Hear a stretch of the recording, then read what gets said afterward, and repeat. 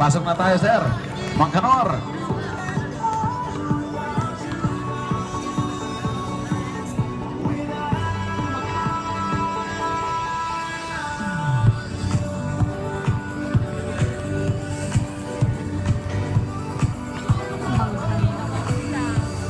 Ba't nga ba kaunti sila ngayon? Oh, stop muna. Stop muna.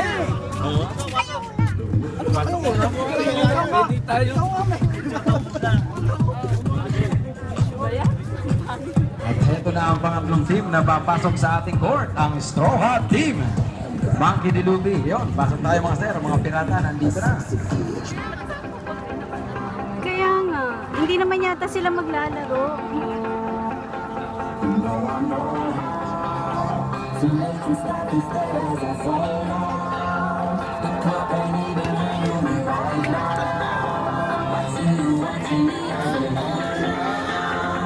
FBL is presented brought to us by Philippine Used Car and Solid Gold Collection.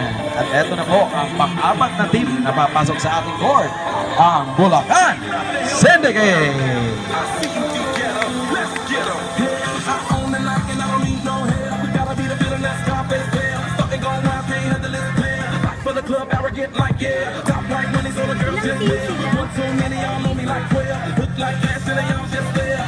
Baka hindi sila maglaro.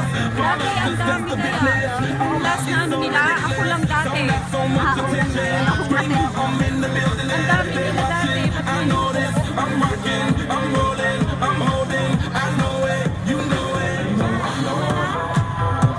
Isa pa.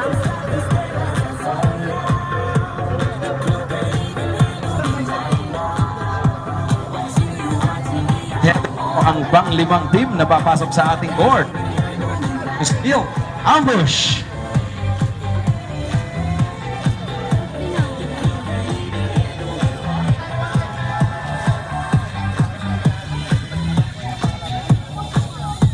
She's nothing like the girl you ever seen before.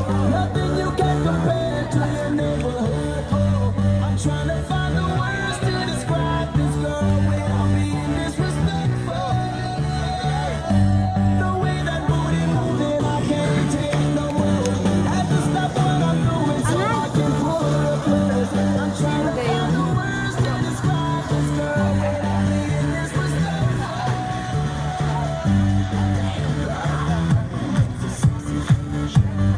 Lima lang sila.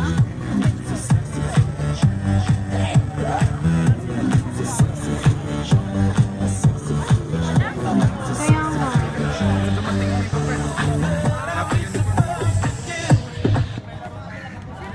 Okay, kompleto na ang ating mga team. Ito na po ang ating opening prayer. Si Pastor Sunny Castillo ng Christian Community Fellowship Solid Gold. Palakpakan natin tayo dyan.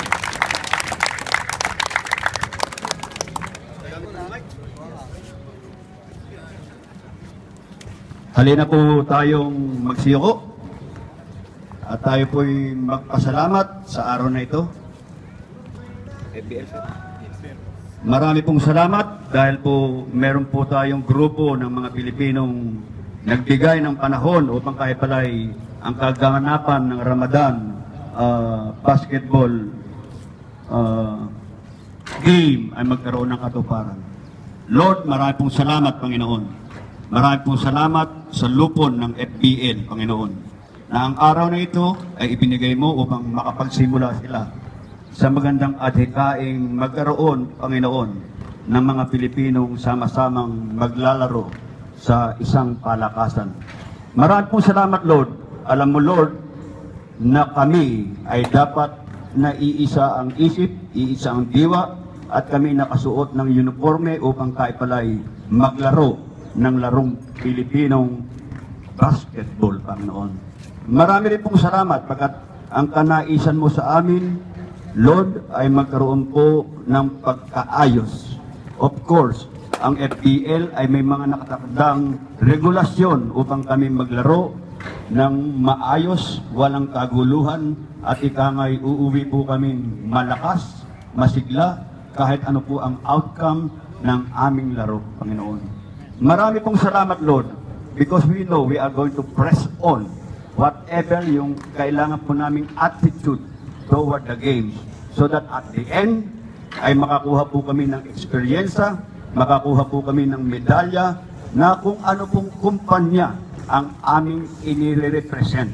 Of course, Lord, we represent the company, we represent Filipinos, we represent our family, and we represent our attitude and character.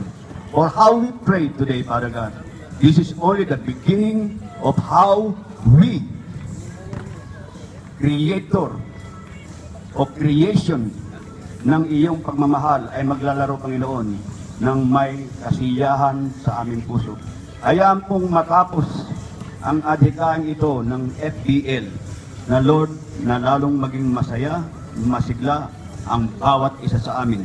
At yes, Lord, meron po kami and looking forward sa another paliga ng FBL. For now, Lord, maraming pong salamat sa privilege na ibinigay po sa amin, kalakasan, trabaho sa UAE.